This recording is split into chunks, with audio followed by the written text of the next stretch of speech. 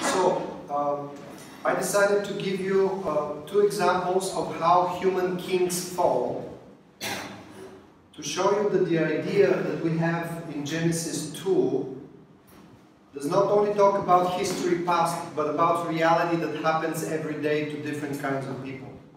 And of course, the Bible chooses certain stories as emblematic stories to help us understand how this fall keeps on repeating.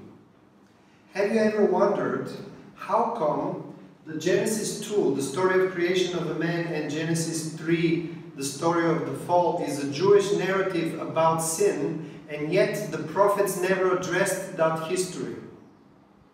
They, for example, the story of Adam's sin is never incorporated of the stories of the patriarchs and their religion into the religion of Moses. This story has never been referred to. In very few places in the prophets there is reference to Adam, but they don't make big deal out of this. And when they talk about sin, they never refer to it. They never said, because Adam fell, that's why we're like this. Never, ever. This is Christian, but not Jewish. Which means this. Hebrew people understand the reality of sin, but they see certain, how shall I say? I don't know what word to use here. Things could not work out differently in their understanding. Things could not work out differently. But the idea is this. I'll come back to the king of Babylon. According to Hebrew understanding of human nature, within human nature there are two principles at work. The principle of good and the principle of evil. Good and evil. And in Hebrew theology, this principle is called Yasher Hara. Yasher Hara.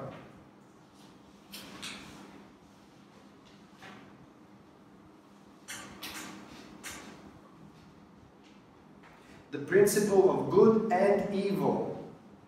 So the ability to do good and to do evil is embedded within human nature and free human will. And at any given point, humans can decide for one or the other.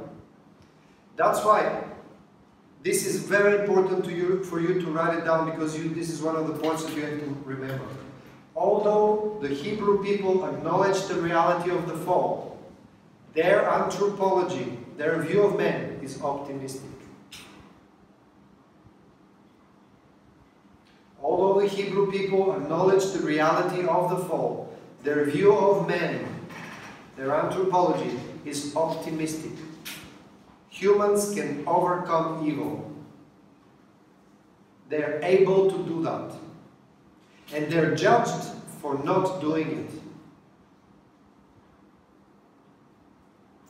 Of course, we're so much into the theology of Paul, who says that I know what is good, but there is an evil principle without me that works evil before I've done any good. Remember chapter 7 of Romans. But most of the Hebrew people who read these stories, they don't see this as a big drama as we Christians do see it. Because that is the destiny and the free choice of every human being. Right? That's why God judges so severely the kings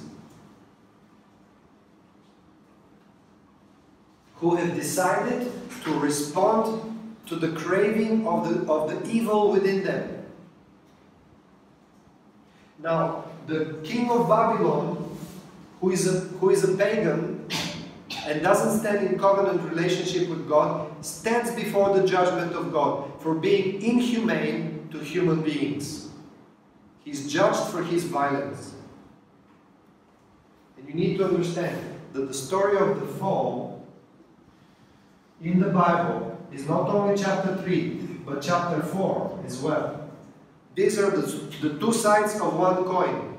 Because chapter 3 talks about the rebellion of Adam and Eve. But chapter 4 talks about the violence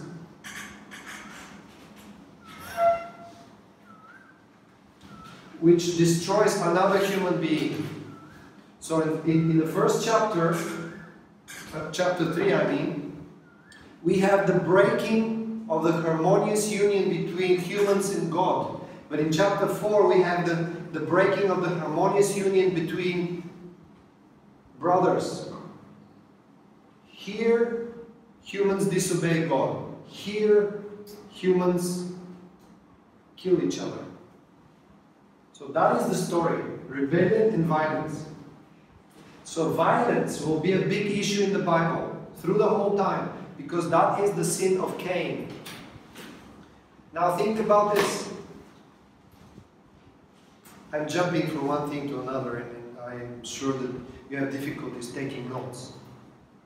But you need to know this network of stories and how it works and how it's all tied together. So basically, the king of Babylon is another great Cain who kills his brothers who are innocent, who is very brutal with them, although he knows that they might be subjugated, but they should not be killed so brutally.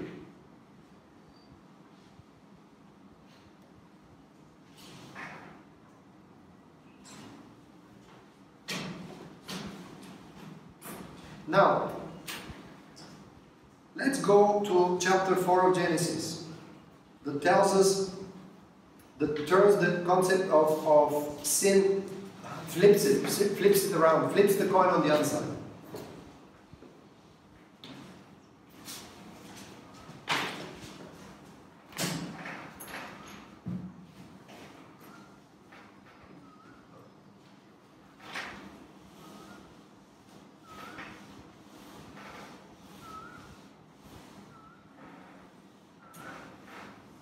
I'm keeping this because I need to remember to tell you a few things about the priestly story of creation. The story that knows no fall. There's no such thing as fall in the priestly story.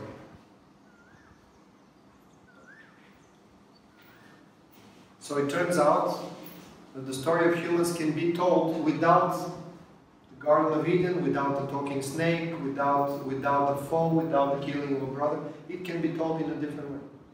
And the priests do that. They understand the reality of sin, but they talk about it in a different way. And I'll talk to you about this later, if time permits. Now, where was I? Yes, the story of Cain and Abel.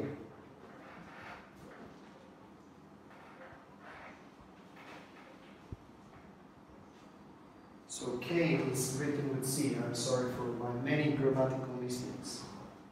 This is the first time I'm teaching this in English.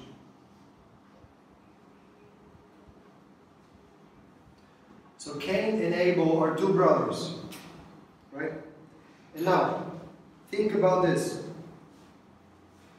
Right after these two brothers offer offerings to the Lord, Cain, who raises crops from the field, brings what he has produced. He didn't bother to go to the butchery and buy some meat to offer it to the Lord, although he could. I hope you're getting the irony into what I'm saying. So, Abel, who was a shepherd, offered from the fat of the flock, and that was pleasing to the Lord. Obviously, these two men are held responsible according to certain knowledge that they had. Now, we don't know what knowledge they had. We only know that they were judged. Another thing that is very important for you to know, that according to Hebrew understanding, God never judges people for something they did not know. Just like a father who cannot come home and beat the children because they did something that he never forbade. Alright? God never judges people for what they don't know. So, if God is judging Cain, He knows something that we as readers don't. And probably this had to do with his father telling him that the first thing that God did when he kicked him out of the garden is to slay an animal and dress him with its skin. And probably Adam told his boys that without shedding of blood there's no forgiveness of sin and there's no covering of human nakedness before God. Right? And so this is a tradition that Cain violated. But see, the offering of Cain was not accepted and Abel's was accepted. And then, verse 6, I'm sorry. Then the Lord said to Cain, "Why are you angry? Why is your face downcast?" Now, the question. Well, God said to Adam that in the day in which he eats from the forbidden tree, he will surely die. My question is, in what way will he surely die? What do you preach in your churches? Or what have your pastors preached at you? Spiritually dead. Spiritually dead. And what does spiritual death means? What does it include? Separated from God. Separated from God and inability to understand God, right? Your mind is away from God. Now think about this. Cain and Abel were born outside of Eden. They never knew how Eden looks like. They never spoke to God the way their father did before he was kicked out of the garden and before he got spiritually dead, according to our tradition. Is that right? True? Were they born outside of the garden? Now, were they spiritually dead? Were they? Cain and Abel? According to our philosophy and tradition, yes, because a spiritually dead person gives birth to spiritually dead children. So now, God comes to a spiritually dead Cain, who has never been in the garden, talking with God like his father, and he has a conversation with God, face to face. Now, how is that possible? Since he is spiritually dead. Is he spiritually born for a moment and then he got spiritually dead again? What do you think? What I think is this, that we have made up our own philosophy that is very inconsistent. Okay? Not only that, but later when God appears to him again, asking him where's his brother,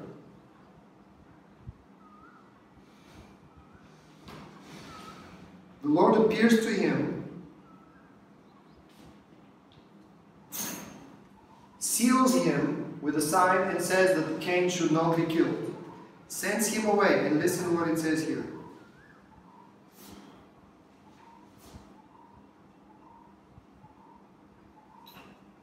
Verse 16. After the punishment is pronounced, God says, the scripture says, "So Cain went out from the Lord's presence and lived in the land of Nod." Came out of the Lord's presence. This is a temple language. The Lord is present in his temple.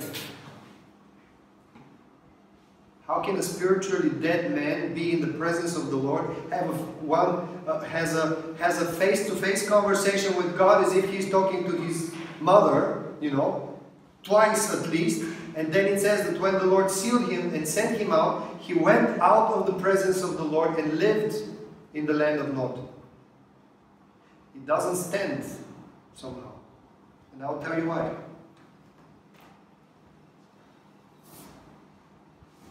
Because this whole theory about spiritual death has to be redefined.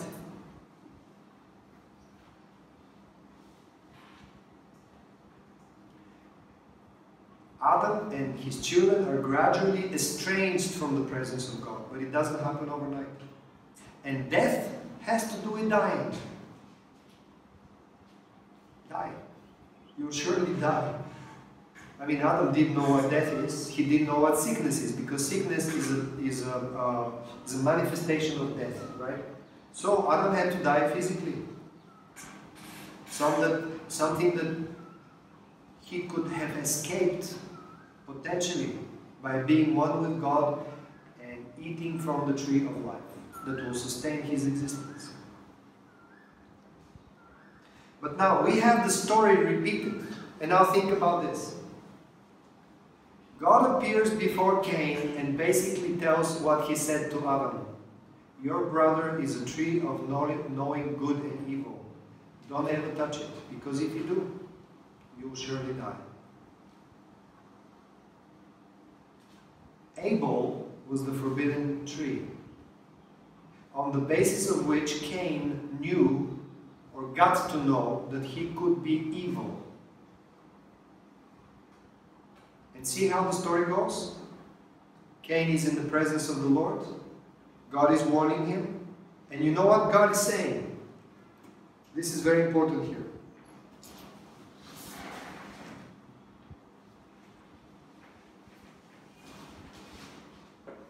Verse 6. Why is your face downcast? If you do what is right, you will be accepted. Now, according to that text, can a man do what is right?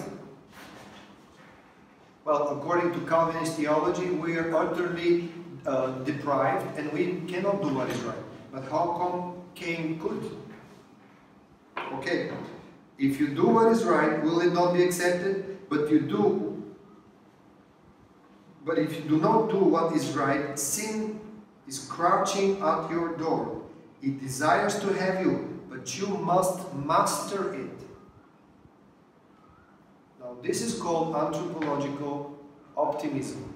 The Lord himself expresses faith in the ability of Cain to master sinful desires. It's right there in your Bible, my friends. So basically it says, it knocks at your door, but it's up to you whether you open it. You should master it, not it.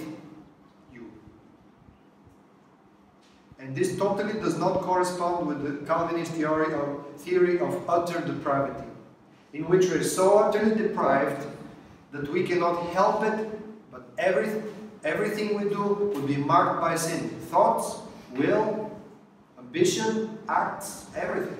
And here God comes to a human being, fallen out, being born in the wasteland, out in the garden, and God says, you know what? I believe you can master it. I understand your craving to take away the one who makes you envious and jealous. But you're stronger than this. You can master this feeling. Don't do it. Right? So, Cain kills his brother eventually. God appears, asks where is his brother?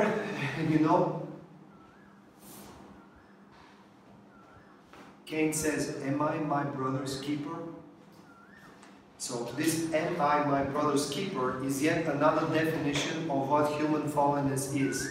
Human fallenness is the lack of desire to take responsibility for another. Lack of desire to take responsibility for another. Well, he's free to go anywhere he wants, although Cain was his brother's killer. Now, before the Lord, he is not willing to take responsibility for his own sin, and he says, am I responsible for him? Am I some kind of a security or bodyguard to walk always behind him and know where he is at any given point? So this is Pilate washing his hands. I'm not responsible. It's not my sin. It's not my word. It's not my problem. So basically, in Jewish understanding, irresponsibility for the other is grievous sin. It's a violation of the will of God. That's why in the Torah, you have many texts in which the people of God are told to take care of those who cannot take care of themselves. Of somebody else's child, of somebody else's mother. And these are called orphans and widows. Or somebody born in another country who doesn't share our faith, called the foreigner. And you know that even when Jewish people were harvesting their fields, they should leave enough wheat in the corners of the field. Or when they're harvesting their grapes and something falls on the floor, they should not stretch their hand and take it. Why? Because this should remain as food for those who are strangers, for somebody else's daughter, for somebody else's mother, or for somebody who grew up in another country and doesn't even share our faith. Why? Because righteousness is taking responsibility for another. So that's how Hebrew people judge sin and righteousness. One of the dimensions, social responsibility, is righteousness. Remember this. This is the construct of the message of the prophets. The prophets are always speaking against this terrible irresponsibility of the Jewish community for the weak, for the powerless, for the low in the society. Not taking responsibility is a terrible sin in the eyes of God. And you cannot say, this is not my mother. You cannot say, I did not give birth to these children. You have to take responsibility. First, because they are human beings. And remember what Jesus says in the Gospel. Some of you will come to me and I will tell them, I was sick and you visited me. I was hungry and you fed me. I was in prison and you came to me. I was naked and you clothed me, and you all say, when have we done this? Jesus said, if you have done it to one of the least of these small ones, you have done it unto me. Why? Because Jesus isn't doing the sin of irresponsibility. Jesus is taking responsibility for our fallenness. That's why He dies without death. It's not His problem, but it becomes His because He takes responsibility for me. Okay, so basically sin has many dimensions. It's like a tree that has a trunk, and out of it come many branches. But one of the major branches that comes out of it is violence. That's why the king of Babylon should fall, because he is another Cain that has brought violence in the world in an unimaginable magnitude.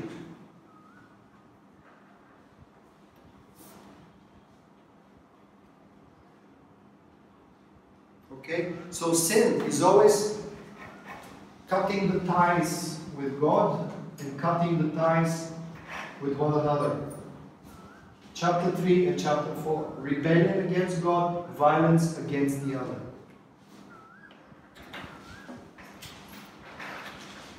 Now there's one more king that fell, or whose fall was predicted in the Bible by a Hebrew prophet.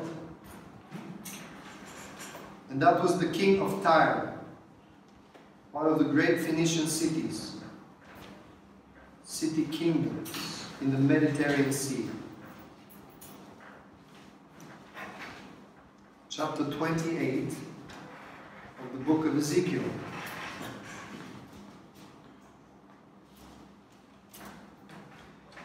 From history, we know that the kingdom of Babylon fell under the Persians. Ezekiel 28.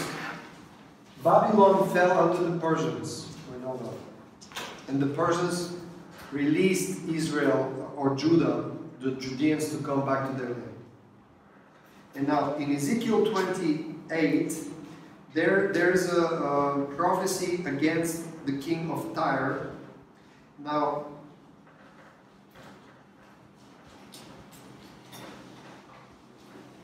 Tyre was a bordering city with the northern parts of Israel. It was a very wealthy city, which was a semi-island, not very far away from the coast of modern-day Syria. And now think about this. Tyre was an extremely powerful city-state, city kingdom, because of its great wealth. And how did the Phoenicians acquire so much wealth? Well, they were the first people to figure out how to travel through the sea. They invented the sea transport. So they got immensely rich because they started transporting goods, and they started connecting cities and islands and nations, so they got incredibly wealthy. And now, this is what the Lord says to the king of Tyre.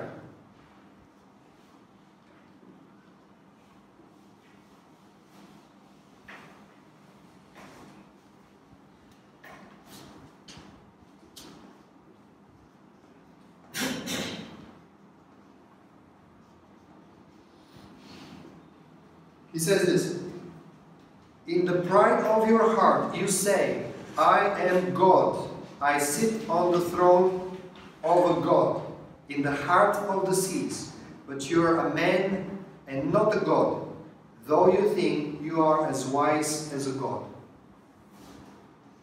You are wiser than Daniel. Is no secret hidden from you?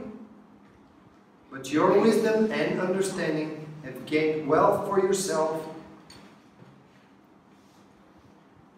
and amassed gold and silver in your treasures. But by your great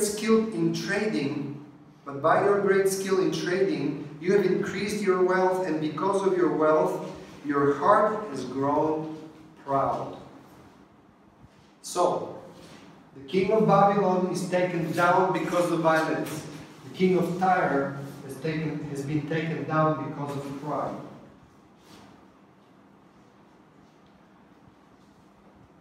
Pride.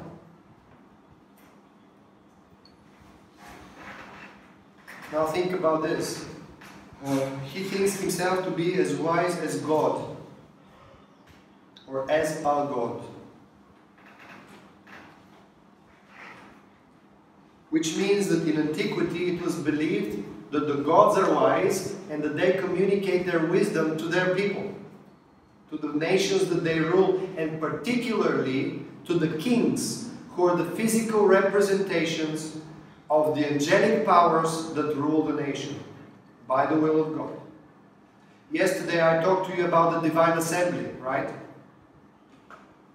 And so in the Divine Assembly we have a whole parliament of angelic beings called gods that are assigned to rule different nations. And you need to know that, for example, in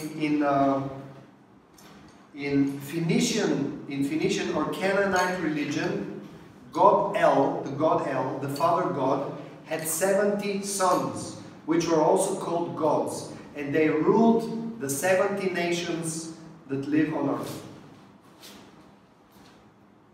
Baal was one of them, one of the sons of El, and he was a covenant partner to the Canaanite people. That's what they believed. Now, do you know how many nations live on earth according to the story of Genesis? 70. Okay, so the king of Tyre started thinking he is as wise as the gods, and now not only he thinks that, but it says that he has been in the Garden of Eden, in the garden of God, among the precious stones.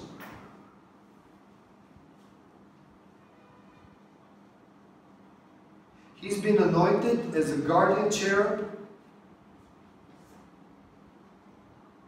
And see verse 14. You were on the holy mount of God. The holy mount of God. Had I not taken away the picture that I drew yesterday, I would have reminded you that people believe that the earth is a floating disc. And people were trying to build temples and palaces on high places, believing that they're closer to heaven and the gods. And because all the people back then believed that God or the gods live on a mountain above the firmament, above the waters of the sky, sometimes they would imitate the same condition.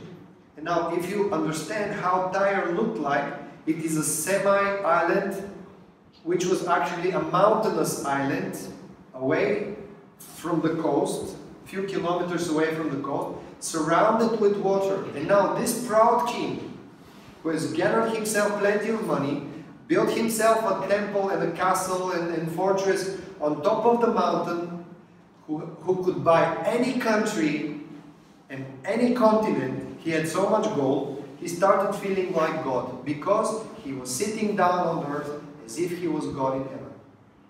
And he took himself too seriously. And because he became too proud, God decided to take him down. And he said, you had access to the heavenly place, I'm taking you down. And you'll die like one of the ordinary people. And now, see what is one of the blames that God has against him.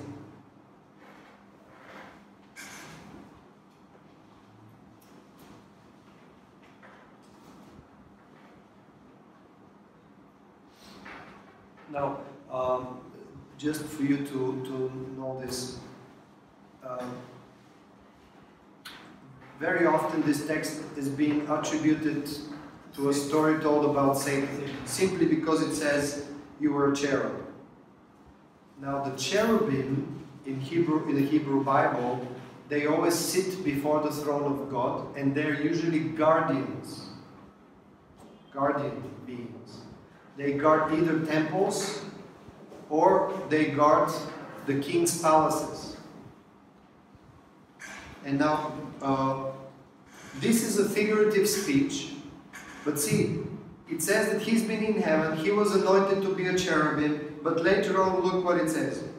Your heart become proud, this is verse 17, on account of your beauty, and you corrupted your wisdom because of your splendor. So, we spoke already about false wisdom, didn't we?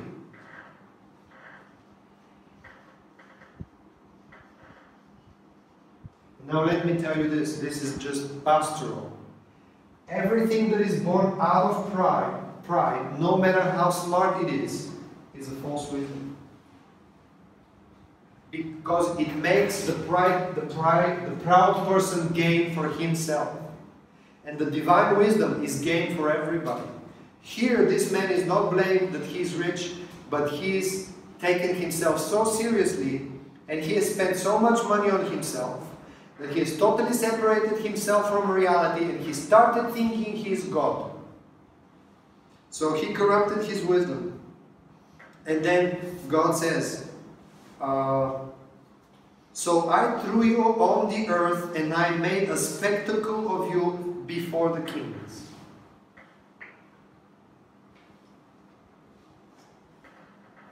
Did the kings see the fall of Satan?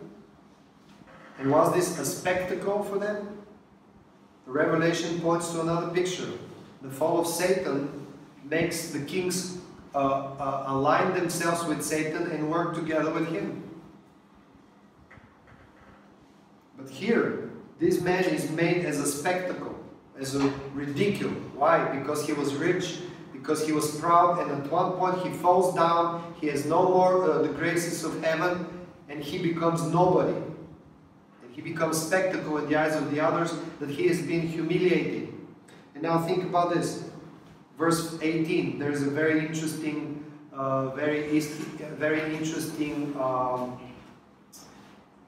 accusation here. By your many sins and dishonest trade, you have desecrated your sanctuaries.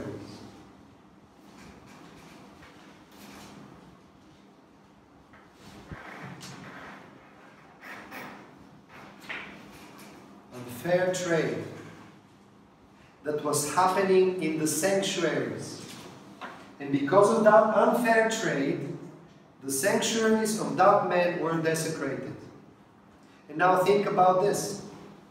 If that man was an idol worshipper, and he was, if he believed in other gods like Baal, because Baal was his God, not Yahweh. Now Yahweh is sending his prophet to talk to this man, because Yahweh has supremacy over all the gods. Now think about this. Yahweh is not blaming this man for having shrines and temples in the name of false gods and practicing idol worship. what he's blaming him of is unfair trade that has polluted those sanctuaries. Are you with me? Now think about this. Do you know what Jesus did when he entered the temple in Jerusalem? He purged it, cleaned it. From who? From traders, who are traitors, who are taking advantage, who are religious tricksmen. So you need to see this thing going on. Religion and trade go hand in hand, and this king has been blamed for his religious trade that polluted his sanctuaries. Now turn with me, if you will, chapter 14 of the book of Zechariah.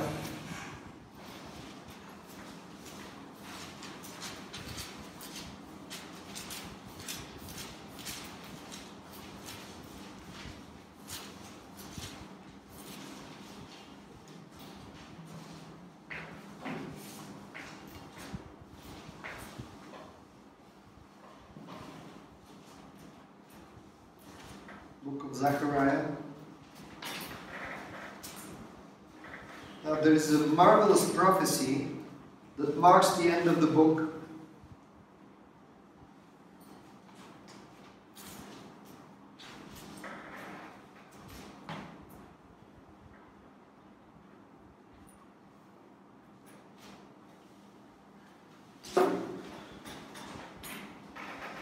Now, I'll skip several verses just to give you context. The end of verse 5 says, Then the Lord my God will come, and the holy ones with him. These are his angels.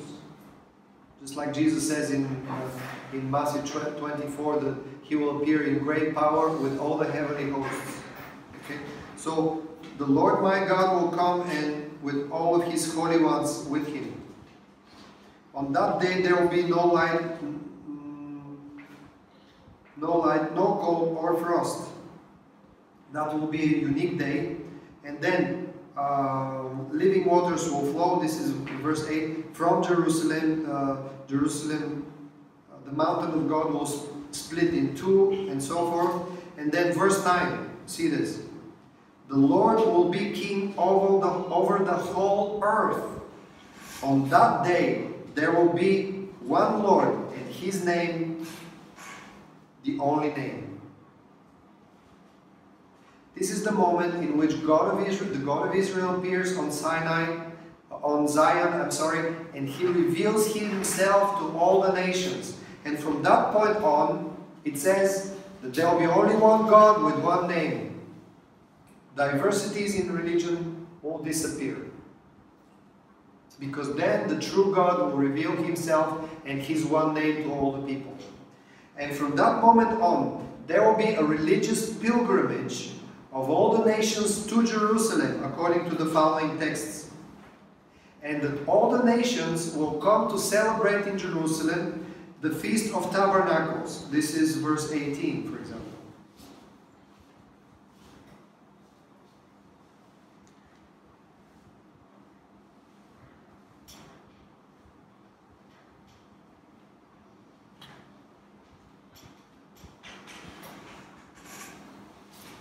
And now, in that time, when all the nations come to bring their sacrifices to God and all of their gifts, there is a very striking end of this chapter, which says this, verse 21. Every pot in Jerusalem and Judah will be holy to the Lord Almighty, and all who come to sacrifice will take some of the pots and cook in them. That means that the whole city, even the daily routine in the houses, will be as holy as everything that happened in the temple. And then it says this, and on that day there will be no longer a Canaanite in the house of the Lord Almighty. Does it say Canaanite in your Bible? Okay. Now, this Bible says Canaanite. But there you have a mark that says there will be no tradesman or merchant in the house. Which is the house of God? What is the house of God? The temple. And it says, when the Lord comes and He becomes one and He reveals His oneness to all the people, and all the people stream to see Him and worship Him in Jerusalem, there will be no more tradesmen in the temple. Now you understand what kind of prophecy Jesus fulfills by cleansing of the temple. But again, you understand that one of human sins and one of human corruptions is unfair trade, which was always a way to exploit humans. And some gain an incredible gain on the count or on the back of others. And now, one more thing, just to nail it down.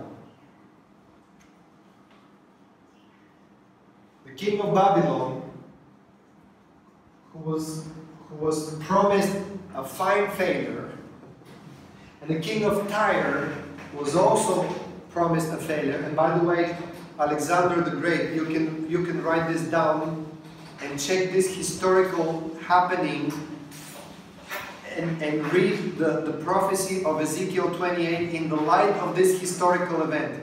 Write down the way Tyre was destroyed by Alexander the Great.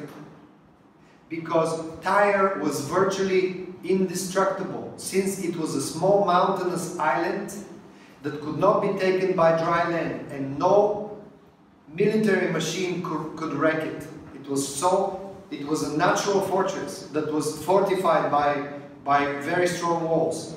And Alexander the Great figured out a way to destroy it that has never been done in history of warfare. So read how Tyre falls in the 4th century. And read it in the light of this promise that was given to Tyre, to the king of Tyre, by Ezekiel. But now, think about this. In the book of Revelation,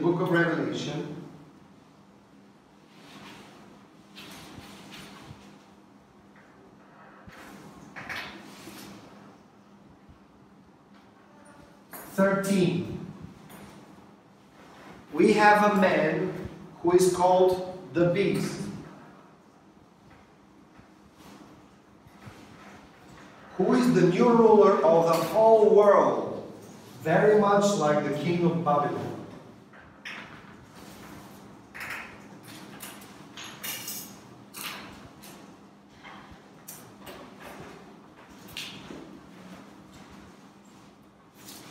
And now, let's see what he does.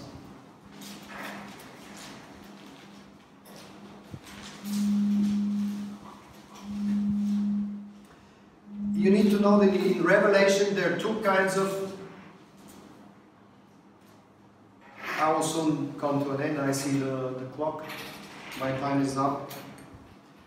There are two beasts in the book of Revelation. One comes out of the sea, it is the first beast, and then the second comes out of the land, but it creates an image of the first beast and breathes breath into it and makes it live. But basically, there's a continuation in the pattern of how both beasts rule.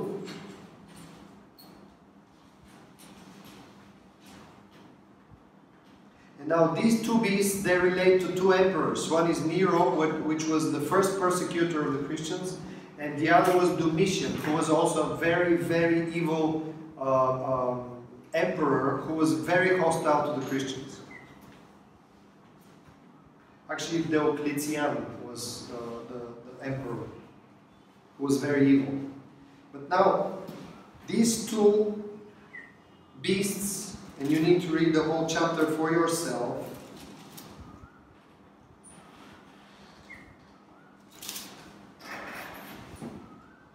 are, first of all, very violent. Especially the second one, who does the following.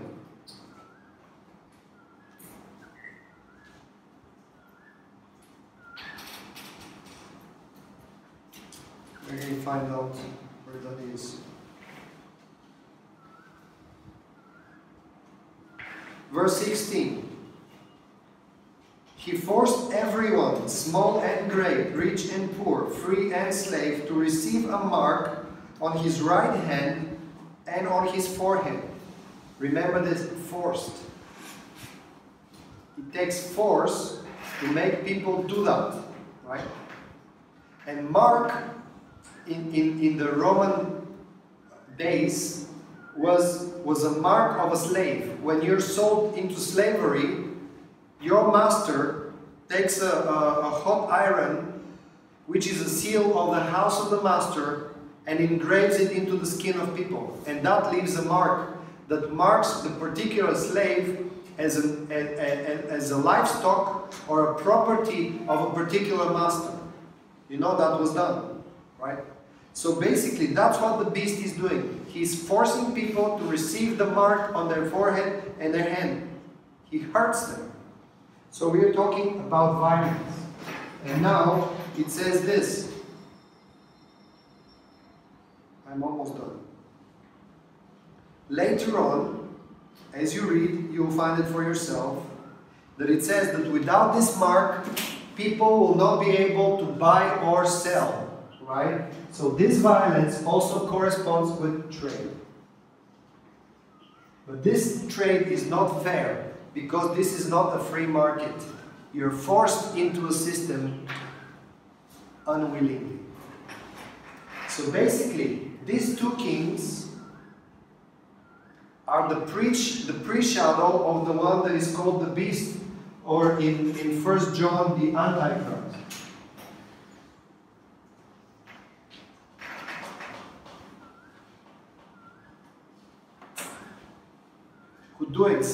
Who will do exactly as the previous kings who behave in certain patterns. And he will be the embodiment of human evil that is inspired by the devil, or by demonic powers. But again, you have to understand that according to the Bible, human sin is not only a personal behavior, it is systematic behavior.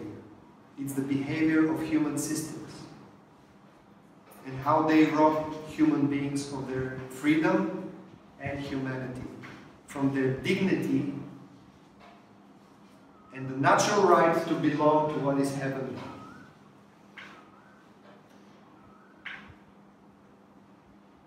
And that is something that Christ will put an end to one day.